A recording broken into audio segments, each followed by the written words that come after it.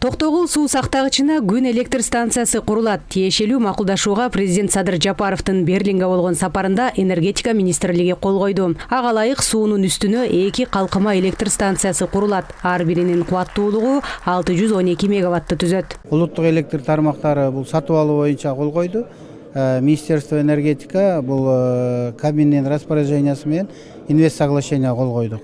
Мунун келечектегиси кандай болот? Бул деген келечекте Кудай буйрса проекттин өзүнүн курулуш мезгили 4 жылга созулат. Биринчи фазада 612 мегаваттык станция курулат. Экинчи этапта дагы ушундай эле кубаттуулуктагы станция ишке берилет. Натыйжада 1 миллиард 700 миллион киловатт-саат электр кубатын өндүрүүгө мүмкүнчүлүк ачылып, импортко болгон көз карандылыкты азайтат. Энергиянын баардык түрүн, генерациянын баардык түрүн колдонушубуз керек. Генерацияны көбөйтүү үчүн бул энергетикалык коопсуздукту бизге алып келет да.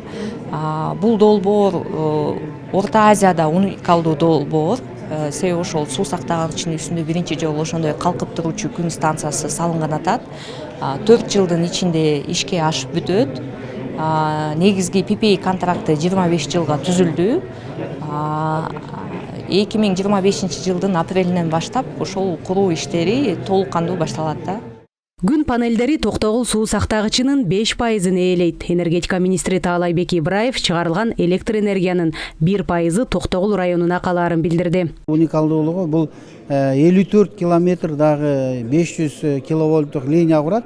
Ошол линияны улуттук электр тармактарына мындайча айтканда белек кылып өткөрүп берет. Улуттук электр тармактары обслуживать этет.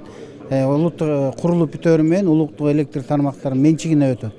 Эгерде 1440 мегаватт Токтогул суу сактагычын Токтогул КЭСи генерация кылып бүтсө, бул ошол генерацияны кайра күн жок кезинде балансировкага алганга мүмкүнчүлүгү болот да. Ошон үчүн биз ошол Токтогул суу сактагыч именно мындан чыккан электр энергия ошол Токтогул КЭСинин арусуна барып кошулат да.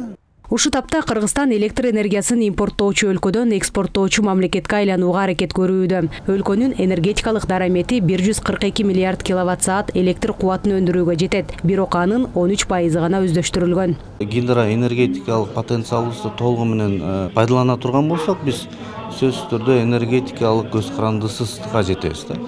Сөзсүз жете алабыз. Себеби бизде потенциал бар ошондой. Биз мына Борбор Азиядагы эң потенциалдуу мамлекетке киребиз да. Суунун башында турабыз. Ошол башында турган сууну ар бир аккан тамчысын пайдаланып калалы деген сөз да, мындайча айтканда.